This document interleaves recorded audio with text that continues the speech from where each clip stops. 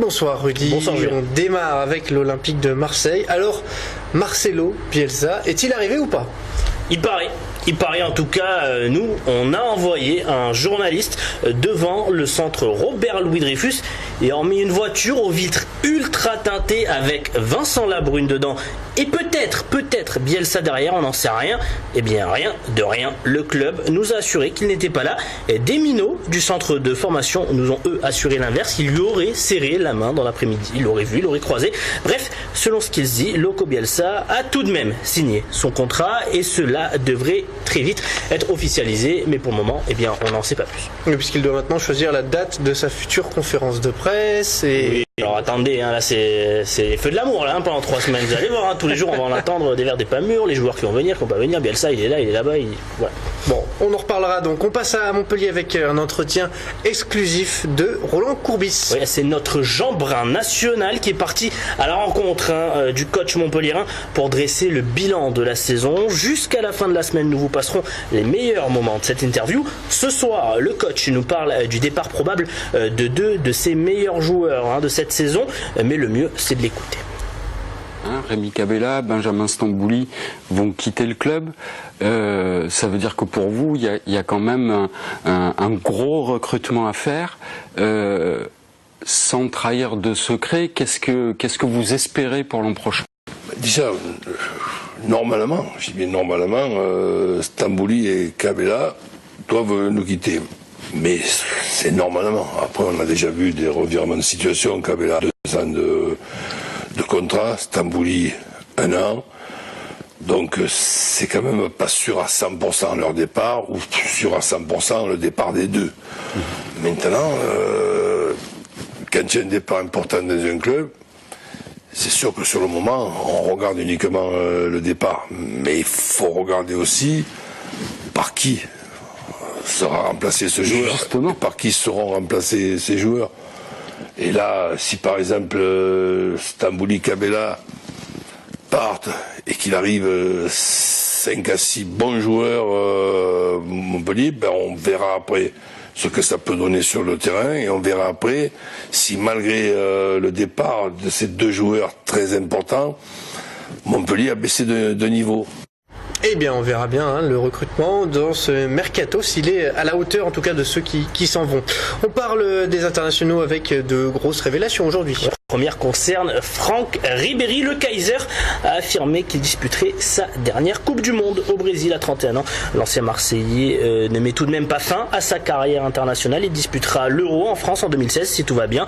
Et autre info, équipe de France, Florian Thauvin a joué un match d'entraînement cet après-midi avec les Bleus de Didier Deschamps, avec l'équipe A face aux Espoirs, son équipe avec qui il évolue d'habitude sous le maillot bleu. Il a inscrit un doublé pour la victoire des A, 3-1.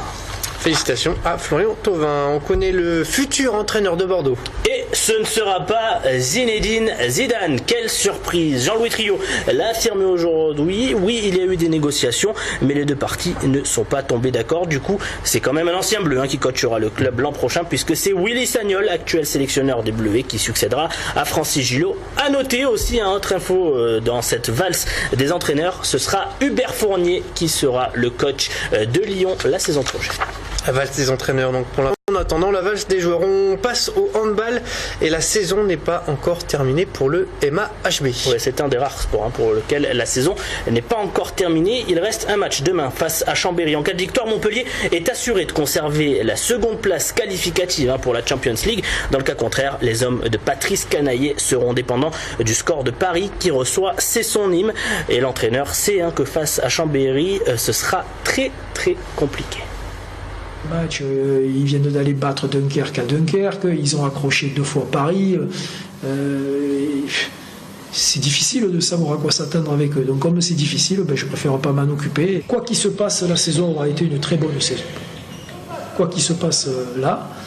Après, il y aura des indicateurs sur les derniers matchs, c'est-à-dire ce qui a été vraiment intéressant sur ces derniers matchs, et je mets celui de Chambéry dans le lot, c'est qu'à un moment donné, tu as toujours ce petit plus sur la haute compétition. C'est au moment de conclure que tu vois vraiment les progrès de cette équipe.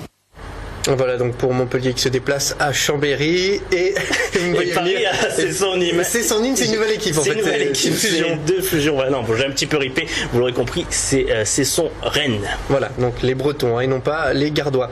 On termine avec votre programme préféré. Il est là, il est de retour, le décrassage, avec un Sarko qui chambre les Marseillais, un footballeur un peu trop narcissique et un minot roi de la drague et de l'embrouille, le tout préparé par notre journaliste la plus déjantée de la rédaction, Léa Pipo Reguillo. Nicolas Sarkozy était hier en haut de la tour CMA-CGM à Marseille. Ciel bleu doux, Mistral, le nez levé vers le ciel. Celui qu'on sait être un fervent supporter du Paris Saint-Germain a tout de même chambré. C'est beau, on peut être supporter du PSG et aimer Marseille. Les Phocéens apprécieront. Celui-ci n'est pas supporter du PSG mais de lui-même. Il s'appelle Dmitry Kubs et joue en Lituanie pour l'équipe de Traikai. Il est attaquant et accessoirement aussi supporter. Il marque un très beau but de la tête et au vu des gradins totalement vides, il court en tribune pour se féliciter lui-même. Bravo Dmitry, bravo. On atterrit maintenant aux États-Unis pour admirer l'exploit d'un jeune charmeur imposteur.